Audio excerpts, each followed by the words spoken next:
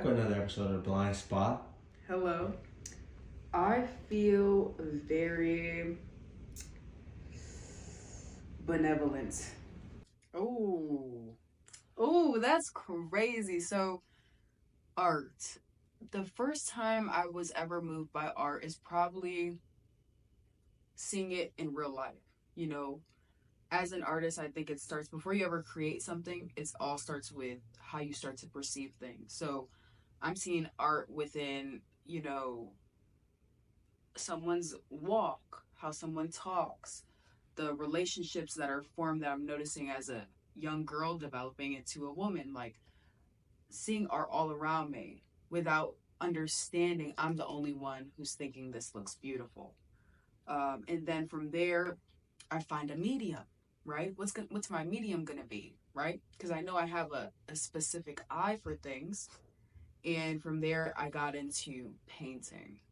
And painting was really good for me because growing up an only child, I really needed to like express. So it started with poetry. Okay. Right? So I would always just write poems on top of poems. When I was 14, I was like in spoken word club in my high school, and like during pep rallies I would like do spoken word at the pep rallies, and I really loved poetry. Just speaking and speaking profoundly, and I know whoever else is reading a poem, they're only gonna say something profound. Right. And then poetry translated into I needed something visual to back up these words because the words aren't doing enough for me anymore, right? So then I got into just painting, right? So every painting starts with a poem or starts with a sequence of words. And on the back of like almost all my canvases is like the start of it. Like, so the sequence of words on the back of the canvas. And then from there, I'm able to assess visuals. But when I think of like the first time I ever seen a true artist who's like in that career path that's touched me and moved me was probably my best friend Alexis. She would just get canvases and she would just paint. And I was like, I want to do that too. You know what I'm saying? Because I always used to draw here and there, but the way she would just like finish a painting and then go on to another one and another one. It's like she couldn't stop. Right.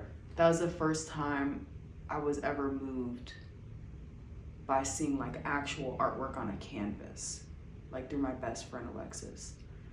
I didn't really start to get educated on like artists who are popular commercially and through mainstream until probably like the last 2 years. And I don't think even that's necessary to do as an artist either. You know, you take what's in front of you and you get inspiration from that. You know, don't be a sellout and feel like you need to. It's good to study, do your research on people, do your research on the culture surrounding the artwork you love. But you don't need to only love things because millions of people love this thing or because you feel millions of people love this thing. I interpret life as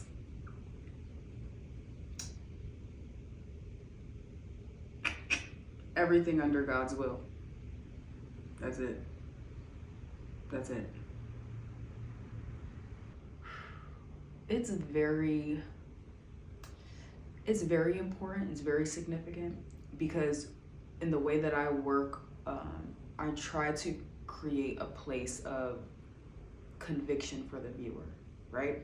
So I'm painting a lot of my personal experiences, right? Like the ugly stuff, right? But you can only understand the beauty of life, of love, of your soul if you get into that ugly stuff. So that's what I try and convey on my paintings, right? But also, it's so personal that anybody can relate to it. It's very ironic, you know what I'm saying? This is only my experience, but yeah, I know others can feel that conviction. I want to create a space of conviction for people. Like the piece, space for conviction, the viewer or perceiver.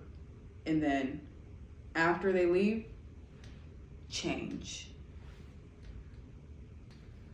My art is for people who are in truth. All right? People who are in truth and are not trying to lie to themselves. My process is more like, as of recently too, I've been telling myself I'm trying to fall more in love with the process instead of the outcome. All right, the ups and the downs and the failures and the sleepless nights and the, feeling not good enough and then overcoming that. I really do want to just fall in love with the process. It's so much more important than the outcome. And it's a roller coaster, And I think it's good. The process helps you stay present. And with my process, it's a lot of the times, as of recently, I'll pray.